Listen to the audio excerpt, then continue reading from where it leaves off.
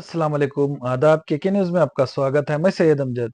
BSP taluka president Shankar फूले ने दिया टीएचओ अशोक मैलार को मेमोरेंडम। 29 दिसंबर 2025 को बीएसपी तालुका प्रेसिडेंट शंकर फूले ने टीएचओ को मेमोरेंडम के माध्यम से बताया कि बसोकल्याण तालुके के ग्रामीण एरिया के हेल्थ सेंटर में डॉक्टर्स की लापरवाही दिन ब दिन बढ़ती ही जा रही है और कहा कि डॉक्टर्स टाइम पर नहीं आने की वजह से पेशेंट्स को काफी तकलीफों का सामना करना पड़ रहा है। शंकर फूले ने टीएचओ से मांग की कि जल्द ही इसकी कार्रवाई कर टाइम पर नहीं आने वाले डॉक्टर्स के खिलाफ एक्शन लिया जाए।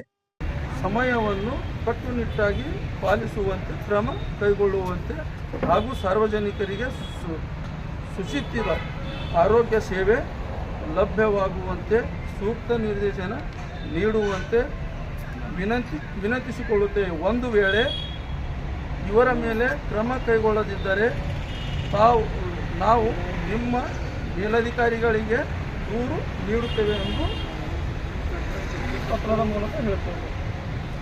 Hospital, fertility and mother care, general hospital with scan centre beside Kamala restaurant, bus stand road, बसो कल्याण।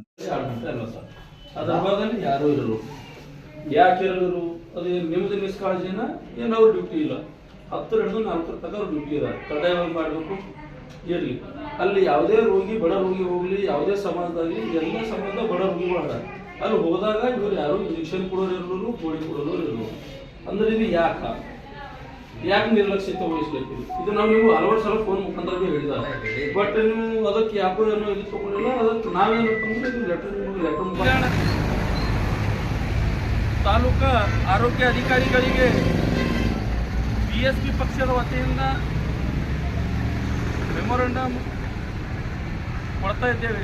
ಏನಂತಂದರೆ ಬಸವ ಕಲ್ಯಾಣದ ಗ್ರಾಮೀಣ ಭಾಗದಲ್ಲಿ ಎಷ್ಟು PSCಗಳಿವೆ ಆ PSCದಾಗ ಡಾಕ್ಟರ್ಗಳನ್ನು ತಮ್ಮ ಕರ್ತವ್ಯವನ್ನು ಕರೆಕ್ಟಾಗಿ ಮಾಡ್ತಾಯಿಲ್ಲ, ಸಮಯಕ್ಕೆ ಕರೆಕ್ಟಾಗಿ ಇರ್ತಾಯಿಲ್ಲ।